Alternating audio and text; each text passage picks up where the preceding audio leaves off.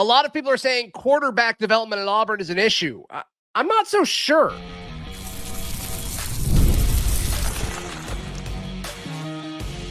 You are Locked On Auburn, your daily podcast on the Auburn Tigers. Part of the Locked On Podcast Network, your team every day. Yes, welcome on into Locked On Auburn, your daily Auburn Tigers podcast. I'm your host, Zach Blackerby, and thank you so much for making Locked On Auburn your first listen every single day. We're dapping it up with the Darrell Dapprich, Montgomery radio legend, on this Monday edition of Locked On Auburn. We'll preview Auburn basketball in their final non-conference game against Monmouth tonight, as well as how this portal window has been different and a lot of the arguments against the Hugh Freeze naysayers. It doesn't make a ton of sense. We'll jump into that.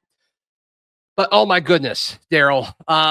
Walker White gets quoted by Pete Thamel talking about how he's excited about the plan of quarterback development at Baylor. Paraphrasing, but that's the gist of what he said. And man, it sparked a firestorm on the Auburn corner of the social media world. And so many folks screaming from the rooftops saying, well, he's right. He's right. Auburn and this staff, Hugh Freeze and this staff, like quarterback development has been non-existent while Hugh Freeze has been at Auburn. And my question to you and to all of the folks out there that say this is, how do you know? How do you know that?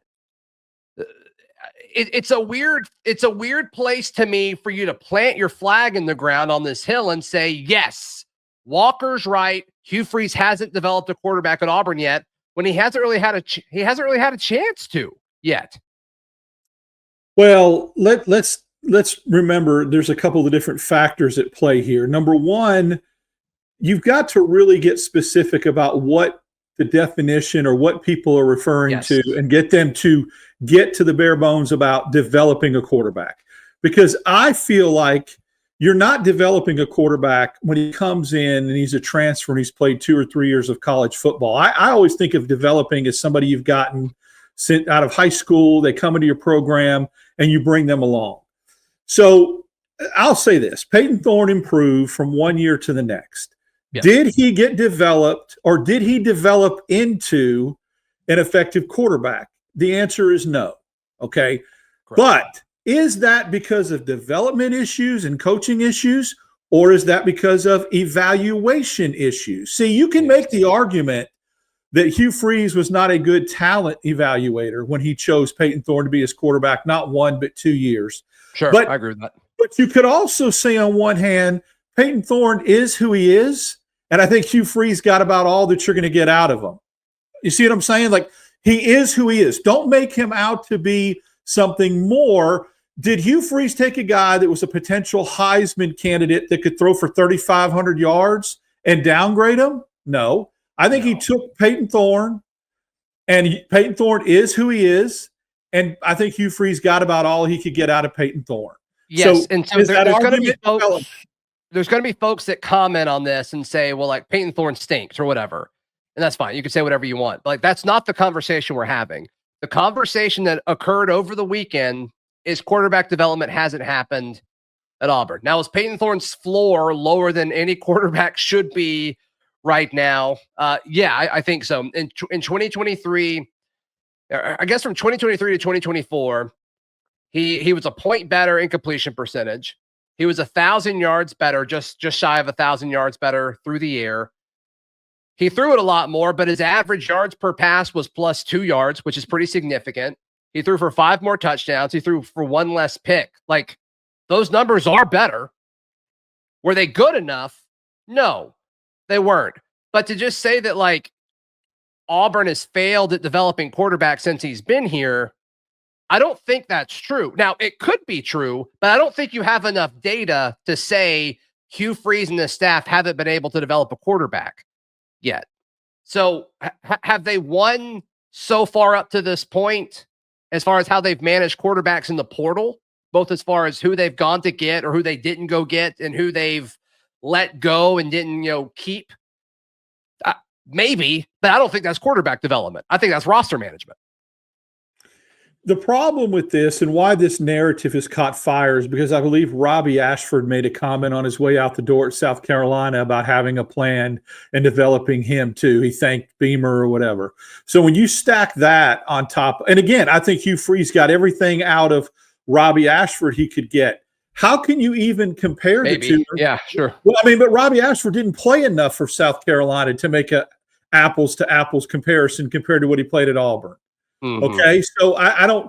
That is, to me, that's incomplete. Robbie Ashford did not play as many snaps or as many games as he did at South Carolina, did Auburn, and then Auburn obviously. Well, of course, he played a lot of those under Harsin, and he was in a package, a lot of package stuff. So I don't know. I don't know that he played any better at South Carolina than did at Auburn. Is what I'm saying. And people say, yeah, well, he get a chance.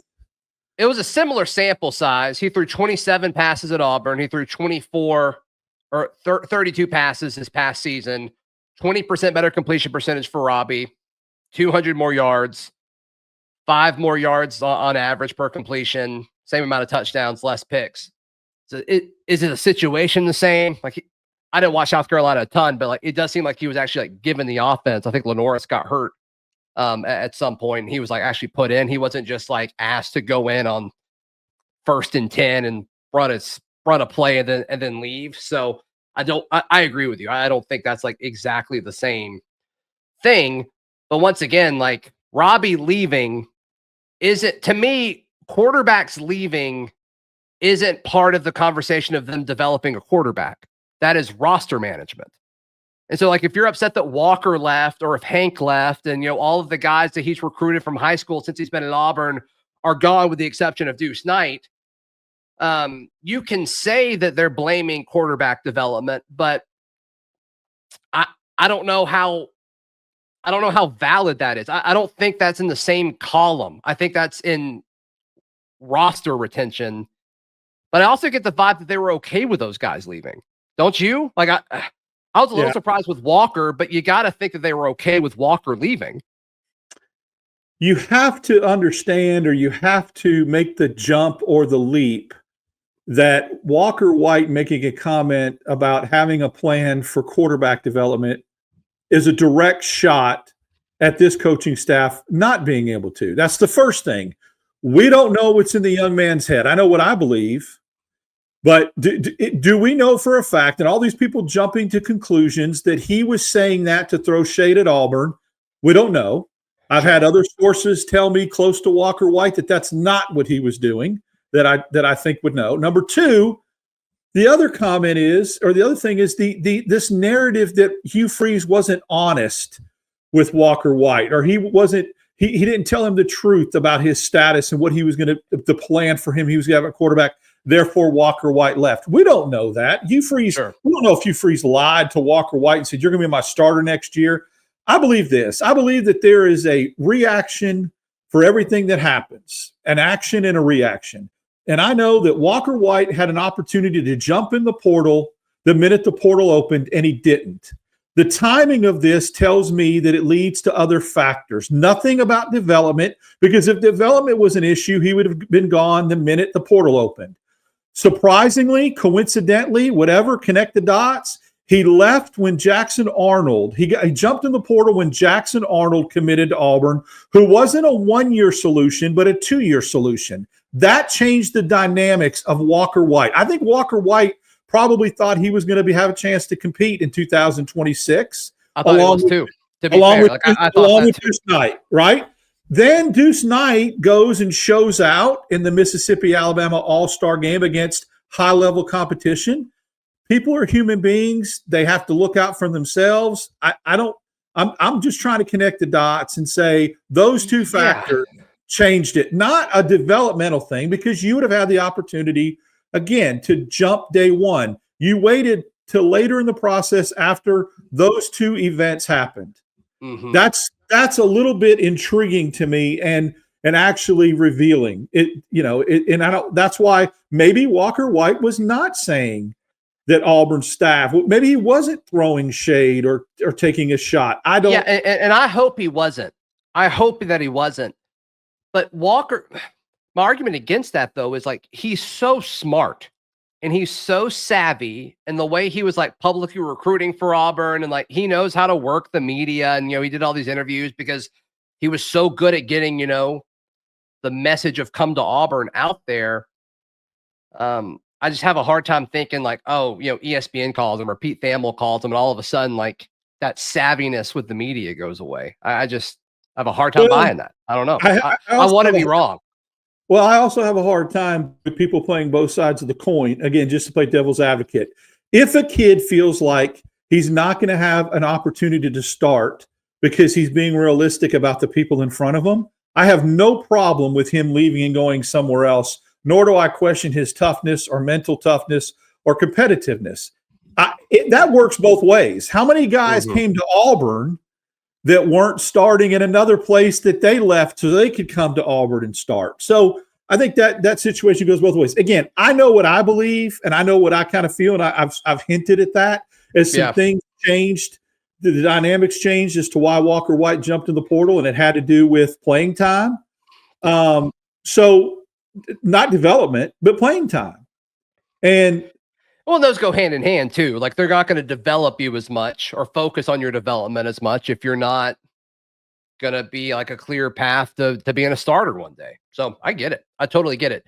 I just say all this to say of like this discussion about Hugh Freeze and the staff's inability to develop quarterbacks. You might be right, but I just don't think there's enough data yet. Let's see what happens with Jackson Arnold. Let's see what happens with Deuce Knight. I just think guys leaving where the coaching staff seems okay with them leaving, I don't think that's an argument against quarterback development. I think it's a totally different category and a totally different discussion. So, well, there's one other point that I want to ask you about that's very important. Sure. Do you believe that guys that have had past successes developing quarterbacks can just somehow forget how to do that?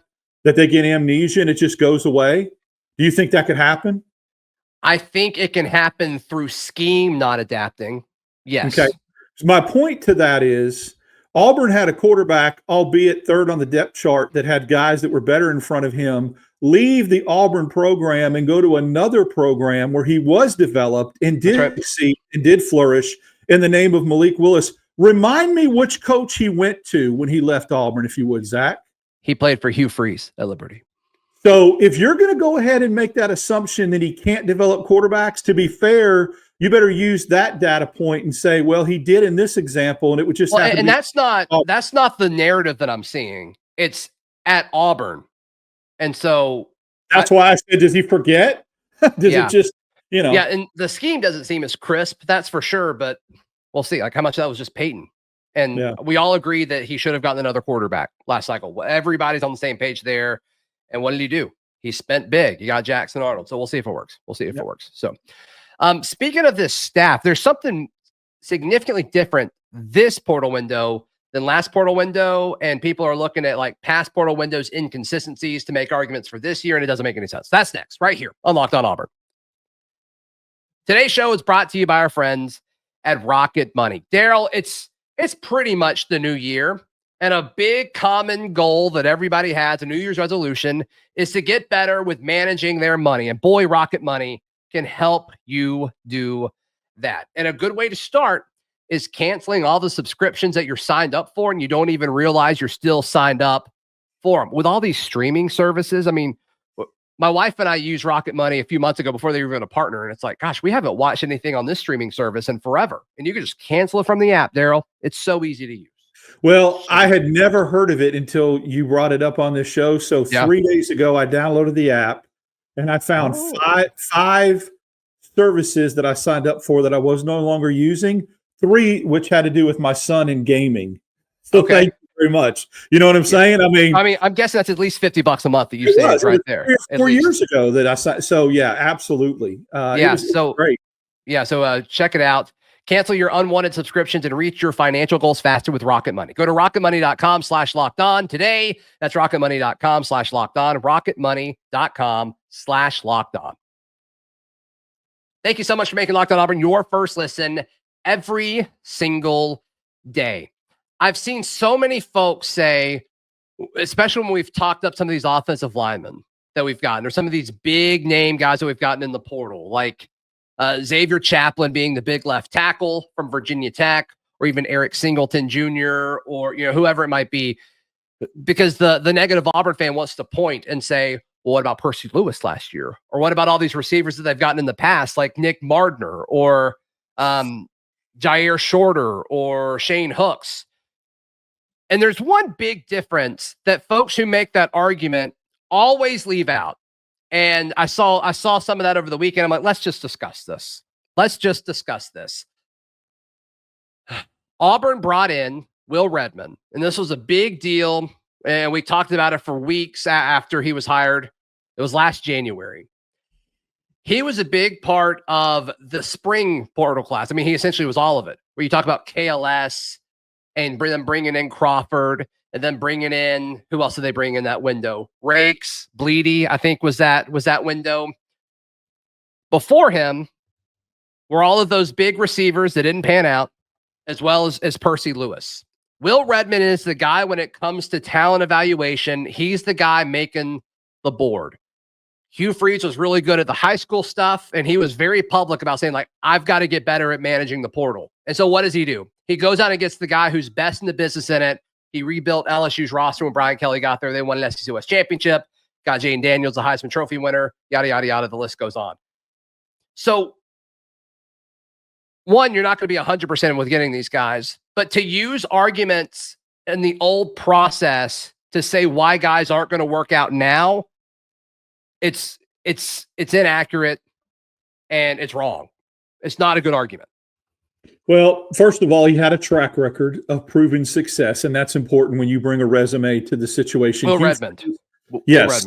Will Redmond. Hugh Freeze, to his credit, realized that was a Achilles heel and went out and addressed it. I also think there's a different philosophy and a different approach and a strategy that Will Redmond uses when he goes after portal transfers. I've talked to you about this before. Maybe the reason why Auburn's 80-20 on Power 4 transfers coming in, as opposed to what they were 2 years ago, where it was like 50-50 or even 40-60, got a lot of group of 5 kids, is because that's the philosophy Will Redmond uses.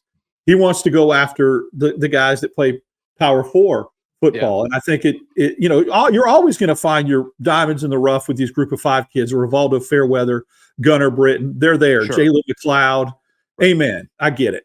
But you look at the way how heavy he's gone in guys that are, and not just backups, not guys that were at Power 4 schools that didn't get a chance to play, like I was referring to in the first segment, but guys, we're not discount shopping anymore. You're getting a guy like Mason Murphy, who I heard his name 3 or 4 times mentioned on the broadcast against Texas A&M about how much they miss him. They're down to their second string offensive tackle. Mason Murphy's in the portal. He played well for them this year. He was a key component. You heard announcers say that.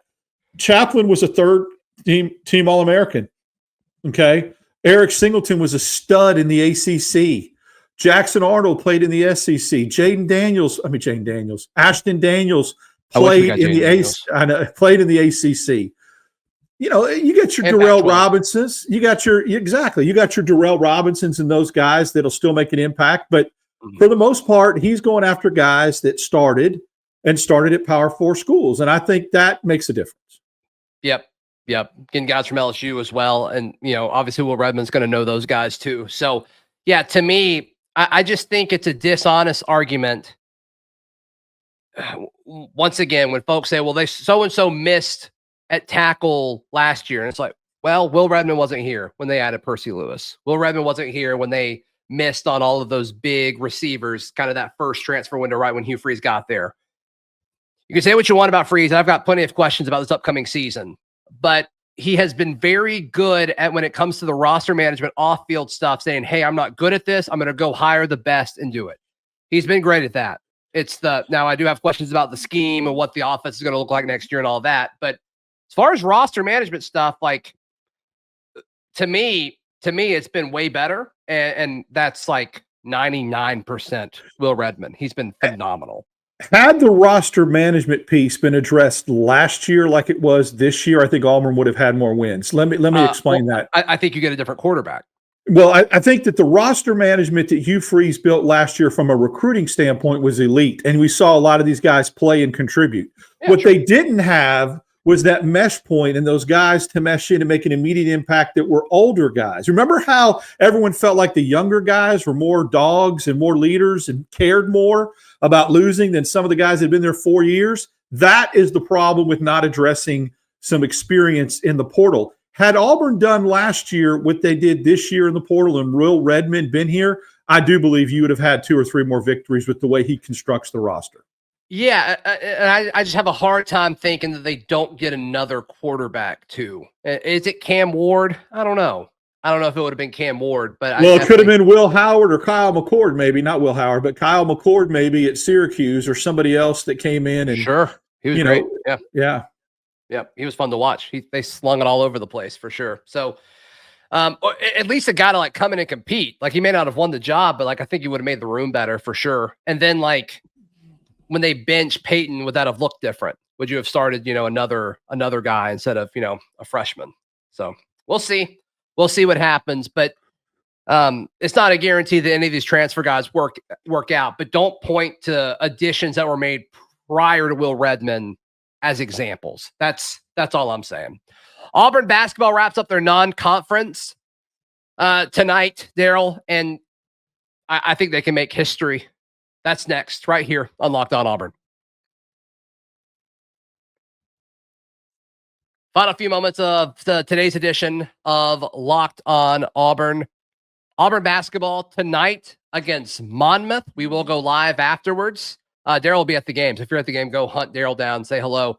But this Auburn basketball team, Darrell, if they win tonight, they solidify and make history of having the best non-conference schedule in the history of Auburn basketball.